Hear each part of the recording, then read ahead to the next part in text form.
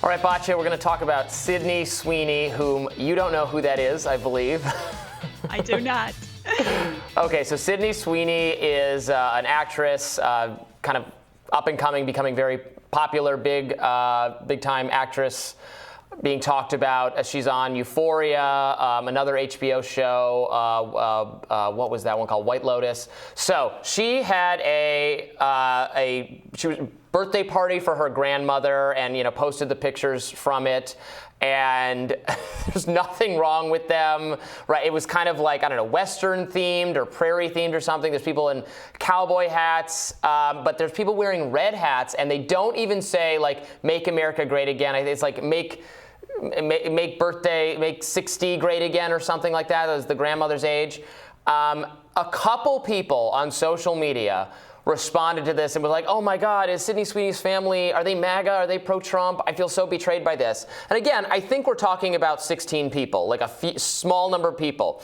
That launched a bunch of articles, like entertainment, gossip articles, like, oh, look at how angry Sydney's fans are at her over an unproven rumor that seems totally false.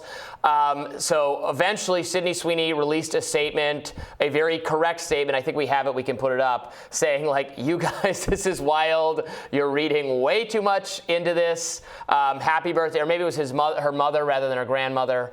Oh my God. And then, so now you have a lot of, there are conservative articles, like there's a Fox News article being like, look at the backlash Sydney Sweeney is getting over this, how unfair this is. So this is just a great example of a nothing story, because there's no underlying story here. There's no evidence actual whatsoever that her family is Trump supporting. It wouldn't matter if they were. Half the country votes for Republicans, like 35% of it loves Trump. There's more than just like Elizabeth Warren loving progressives out there, even in the entertainment industry. So it would be a non-story anyway. But it's also a non-story because there's no evidence that her family's Trumpy. And really, I don't think that many people were even that upset. And they were reaching if they were. And so then all these articles are baseless. So then the backlash to the backlash is stupid too. And it's just like layers and layers and layers and layers of dumb. So that's the Sydney Sweeney saga from over the weekend, Batya. I have to say, I'm very glad you told me this story because I think it's very admirable that she didn't cave and didn't apologize and didn't sell out her family. I mean, if you had told me how this story was going to end, I kept being like, and then she issued a groveling apology. Someone whose shows are on HBO, right? I mean, we know watches HBO. It's not exactly like Middle America fare, right? Like this is, and she stood by her guns and said, you guys are making way too much of this. She didn't say, we're progressives, we're the good ones, we have the good values, we're on your side. She just said, get over yourselves. And I think that's really admirable. I'm really proud of her. And I think that this is like a kind of a success story. Like, of course, yes, you see how the media machine is like, anxious to metabolize this and turn it into this or that. But you can see everybody licking their lips, have their knives out. They're like, yes, we're going to cancel a celebrity. Glorious.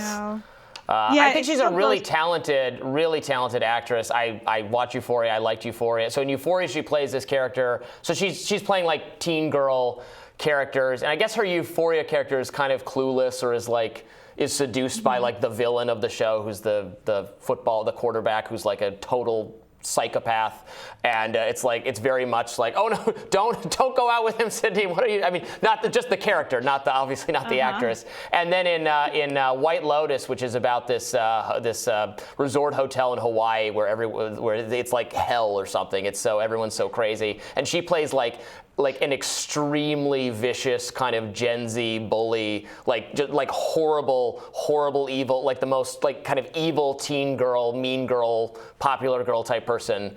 So she's really talented. They're both really good shows.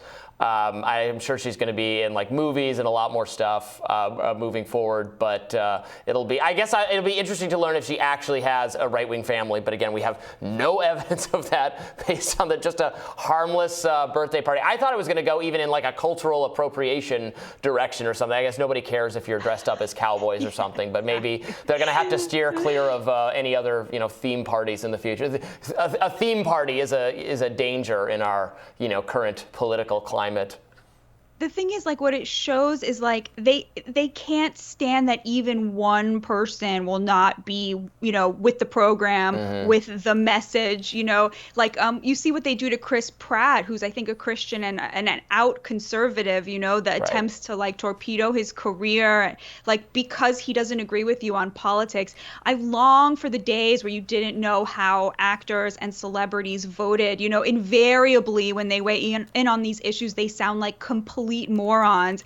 And it's just like, I don't understand why it's not enough to just be like so good looking that people want to stare at you on an enormous screen for 2 hours while you pretend to be somebody else and get paid millions of dollars. Like, why isn't that enough? You have to weigh in on politics and sound like an idiot. But because that is now the norm, they end up, and because, as we keep saying over and over, because the left has such a lock on culture right now, on so much of the culture, invariably they have to identify with this kind of, liberal point of view. You look at like any of these award shows, the Oscars, they're all just beclowning themselves with just embarrassing political messaging, but always on one side. And if they get just a whiff that somebody disagrees with them, it's like, no, bring on the cancellation machine. Or what about, I love when there's always the expose that, this person, they go to church. Wow, scary. So the Chip and Joanna Gaines, the fixer-upper couple, there's a lot of, they go to church. Very, who knows? They could have all sorts of views half or more of the country have as well. Very, very funny the way many in the media talk about the rest of America, as you often and so smartly point out in your own commentary on these issues. So, all right, well, we will have more Rising right after this.